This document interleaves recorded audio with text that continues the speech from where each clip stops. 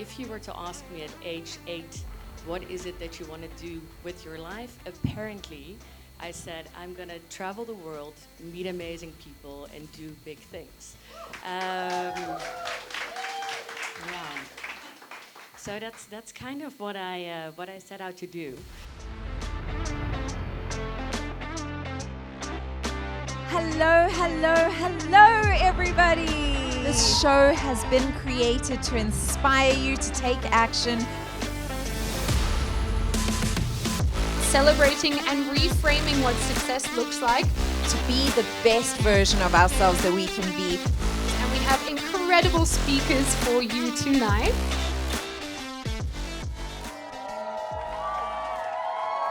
Hello, hello, hello, everybody.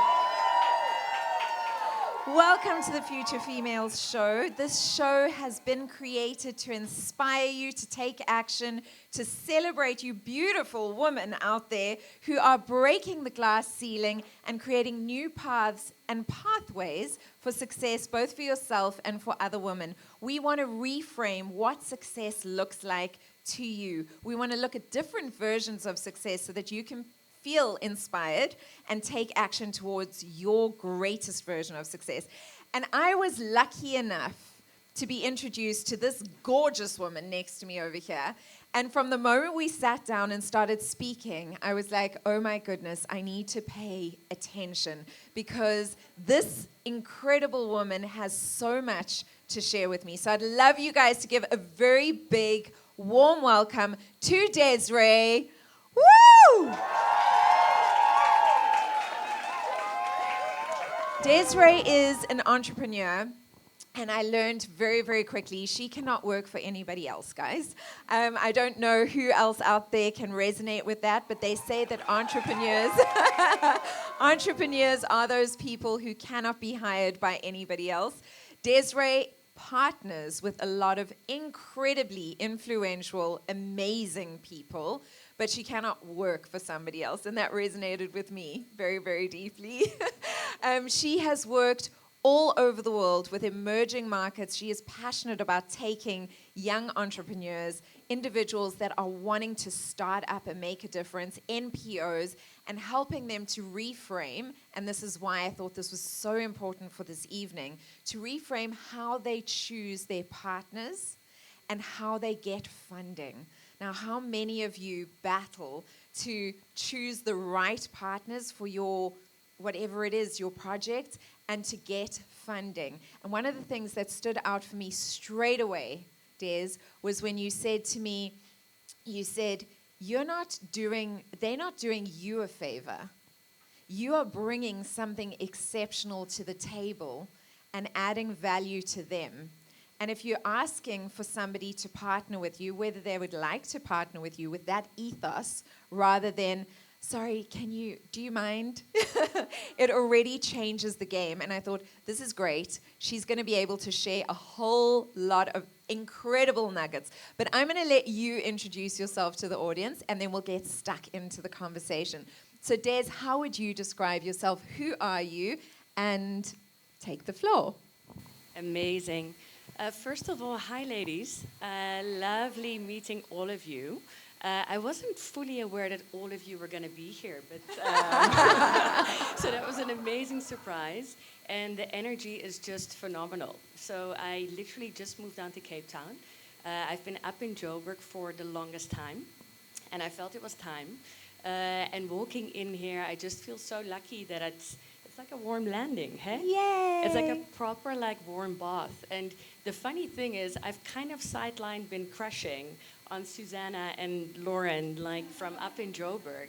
And then here I am, literally introduced and sitting here in this beautiful evening. So I'm super grateful to be here and to engage with all of you. As you might have picked up from the accent just now, I'm originally Dutch. After another glass of whiskey, the lisp becomes a little bit stronger. But I think for now, I'm still okay. I haven't lived in the Netherlands for the past, I keep on saying 15 years, but it's actually 17 years. So born and raised in a small town, 7,000 people, cow sheep castle, in the center of the Netherlands. And if you were to ask me at age 8, what is it that you want to do with your life? Apparently, I said, I'm going to travel the world, meet amazing people, and do big things. Yeah. So that's kind of what I set out to do. And I was lucky enough to land like just after doing the second part of my master's in Italy, in Milan, to land a crazy job, honestly. I was 23 and literally tasked with the mission to enter different emerging markets, make sure to meet the president, the ministers, the top CEOs, make sure to make them my friends, and then also make sure that they would invest in the campaign I was launching. And the crazy thing is that all of these things, obviously with insane like ups and downs, I'm not going to get into it now because then, but like, yeah, it's been a journey, but an incredible learning experience. And after that, I simply had no other choice but, to follow my entrepreneurial dreams. Having worked in like different emerging places, so I'd be in Serbia. So I'm one of these people, I've never been to New York, but I've been to Malabo, which is like in Equatorial Guinea, and I kind of pride myself on that as well. I think it's kind of cool. Anyways, so I lived in Serbia, in places like Indonesia, Croatia, UAE, when it was very much booming. And always working in nation branding and really like appreciating places where people are truly fighting for things, truly fighting to make a change. Also seeing though that a lot of this big money that is going around, so initially I was in advertising and there's a lot of like big money for, in some cases, pretty thin air. So I kind of promised myself back then that one day I was going to find a way to redistribute because I'd now learned how to speak to the money. So now how am I going to use that skill to actually take it to the places where, yeah, people can grow and make like a real impact on the ground. So that is what I do with my company Non-Zero, which I run together with my business partner, also an incredible female. We have like the most perfect business marriage. My entire team is also female. Like we don't do it on purpose, but it works so much easier, Like it just flows so nicely. And really what we do is that we help small and growing businesses. We do a lot of work in communities as well. One of our big flagships is an accelerator for entrepreneurs in fashion, which was funded by one of the big banks, supported by Mercedes-Benz. We did that in 2017. And then we run an in-house marketing studio as well. But again, specifically for small and growing businesses, not about the fluff, helping you grow your revenue, helping you grow your business. That's it. Yeah. I mean, I just want to say that, I didn't know you were secretly crushing on me, but since we've met, I've been totally crushing on you. It's really, yeah, you really, really inspire me. And every time we have a conversation, I feel like there's so much I can take away. And I think that we are going to speak about some of the points that you prepared for this evening, but you actually mentioned something brilliant just there. You said that you've got the most amazing partner. And one of the things that you spoke to me about when we met was you said, get a partner. Because we are so used to, I don't know how many of you out there are solo entrepreneurs, but we are so used to doing everything ourselves. And when we have that extra person to lean on, to celebrate with, to do things with, it just changes the game completely. And you chose your partner in a very interesting way. And I think that maybe it's a story worth sharing with all of the ladies this evening. I think so, yeah, thank you. It's actually one of the big things that we want to pay forward ourselves as well. So me and my business partner, Tanya, could not be more different. As a result of that also, we had met each other quite a few times, but we didn't like each other. No, straight up. Like, did not like each other at all. We had met a few times, and to the extent that when she initially reached out to me to work together, on the pilot for a TV show, I was kind of reluctant because I didn't have a connection with her. And our first meeting didn't turn out so well. Fortunately, we met again and we decided to connect again. And this was two women reluctantly bringing their A game at the Tasha's in Xanten. I'll never forget this afternoon.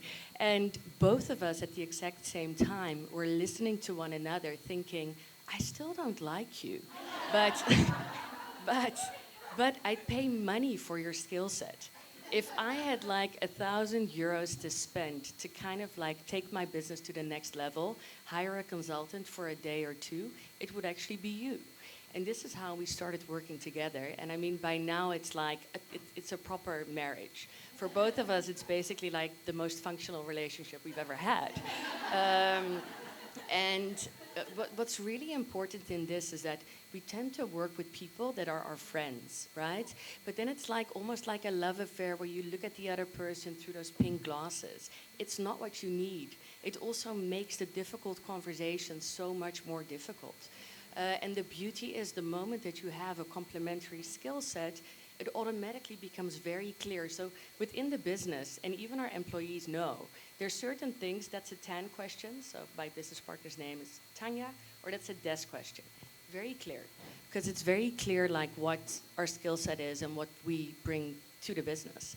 And like with any other marriage, it's a consistent growth journey where we check in literally every single quarter to make sure, do we still love what we're doing?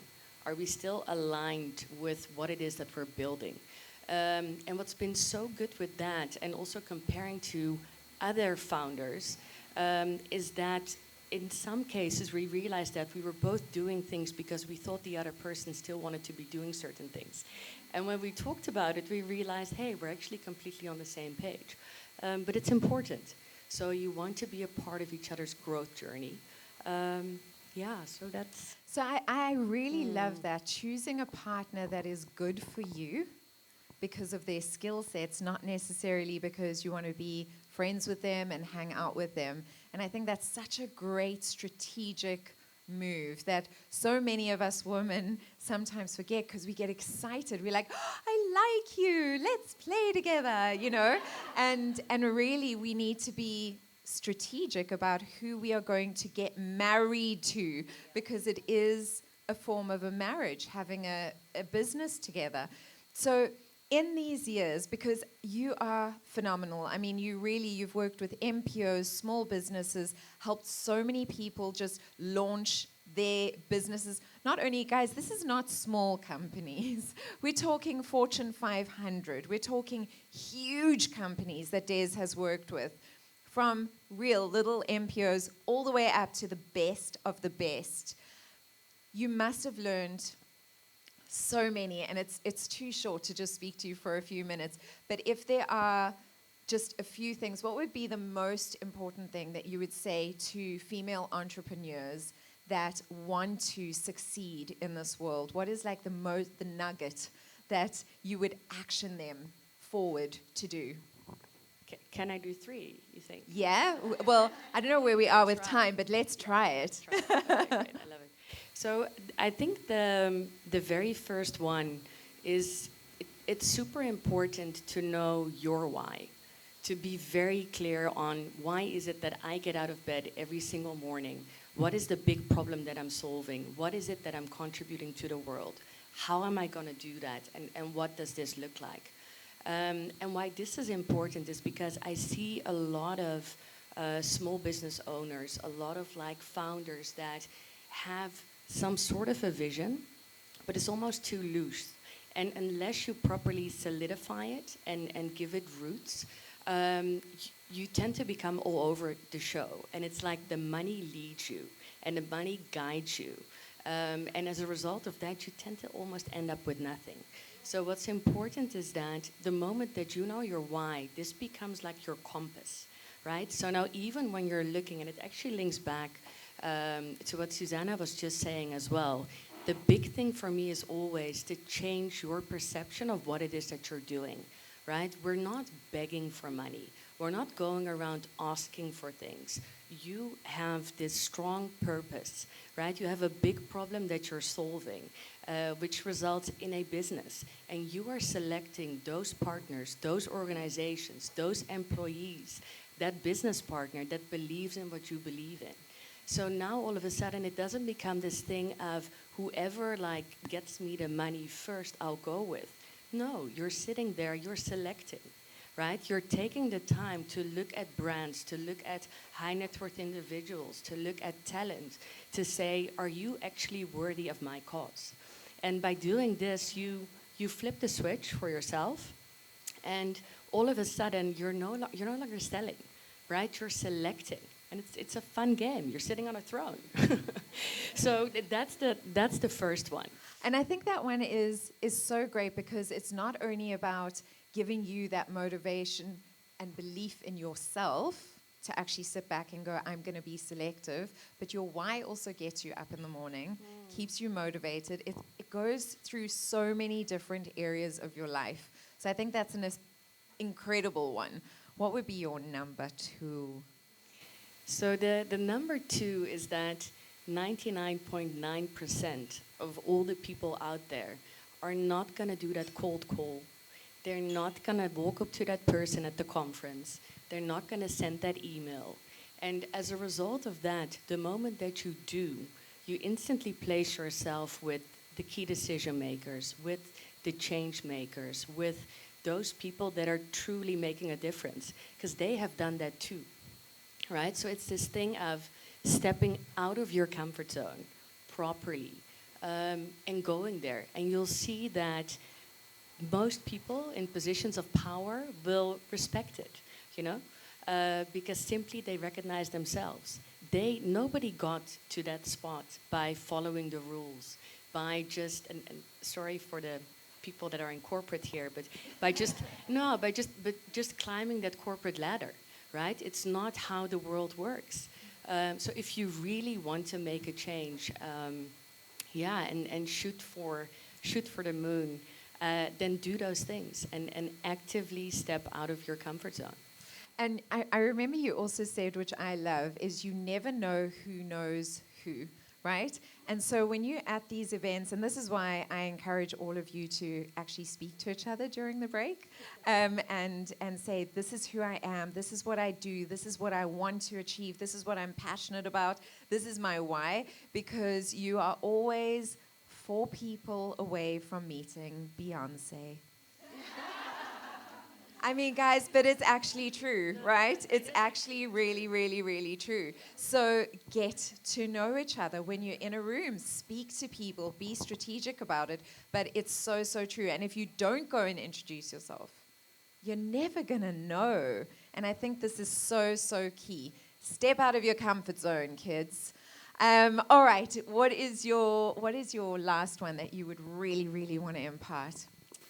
So the last one is, and this is both like based on my own experience and maturing in my professional life, but also looking around and working with a lot of women in business, and I consistently see women trying to be something that they're not, right? Having to feel that they need to behave a certain way, and it's yes, it's important to be professional, but you're still a human being, right?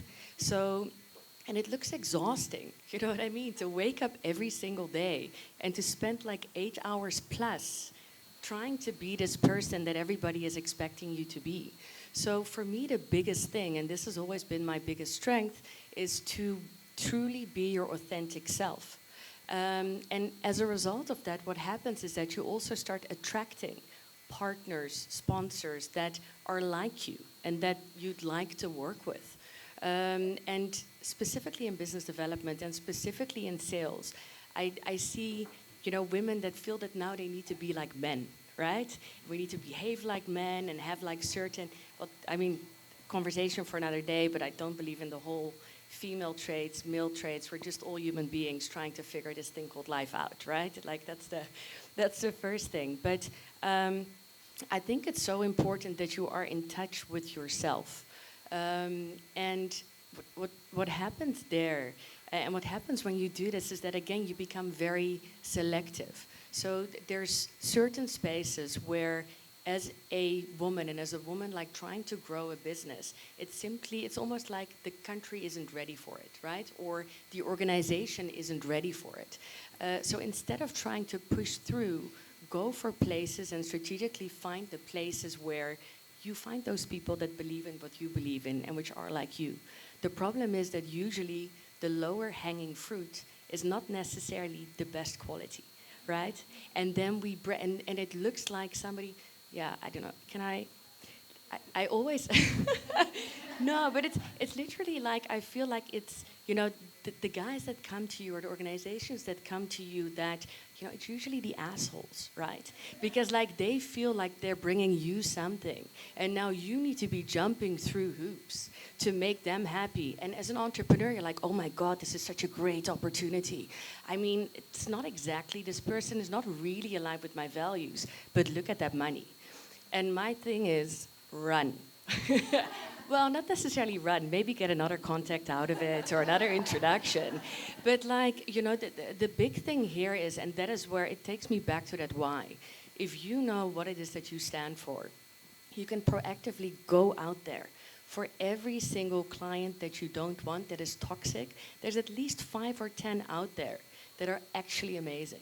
But it's just about strategically knowing what is it that I'm looking for, what do I stand for, and then selecting those to, strategically grow. I love that.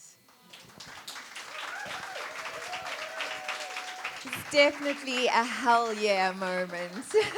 I really, really, really love that because all of the examples that you gave, all of these actions that we take is all bringing us back to self-belief, believing in ourselves, really coming into center and going, this is my dream and it's worthy. It's worthy of succeeding. And you are worthy of succeeding. Whether you're watching this live right here with me, ladies, or whether you're watching the recorded version of it, you are worthy of going after your dream and standing in your truth and succeeding. And I love that. So we've got 2 more questions and then we've got to wrap up. But I would love to know what your version of success is. So I have 2 versions. No, the thing is, I find that, a lot of people associate a lot with their business personality, right? So when you're talking about success, you're talking about your career, you're talking about the amount of money that you're making. So I kind of have like the personal success thermometer and then the business one. So for my personal life, it's really about, embracing this constant growth journey. And in that also very much accepting who I am and also very much accepting who I'm not, which is really hard and so painful. But there's certain things that you just, need to let go of. And I think also work-life balance is very important in that, specifically being an entrepreneur. For the business, for me, it's about the amount of lives that we can actually impact.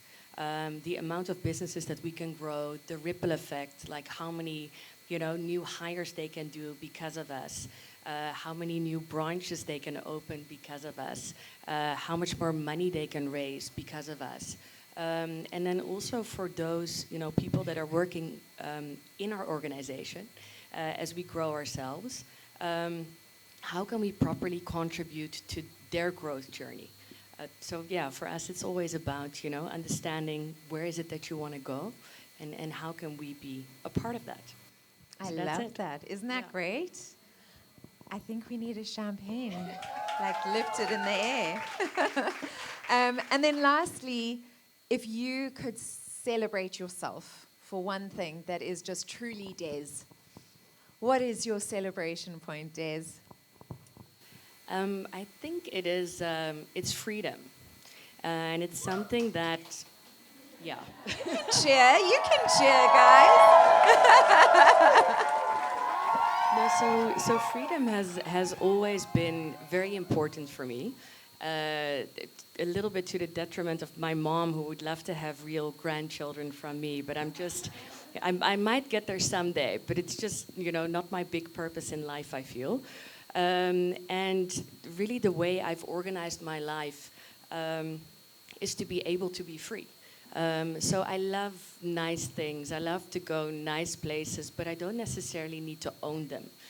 So for me, it's all about being financially free and being able to move around and to be in the places where I want to be, engaging with the people that I love, and become the best version of myself.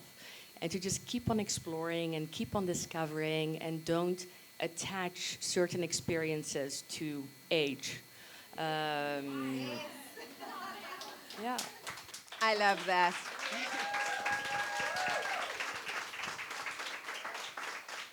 So we are going to be sharing an amazing opportunity.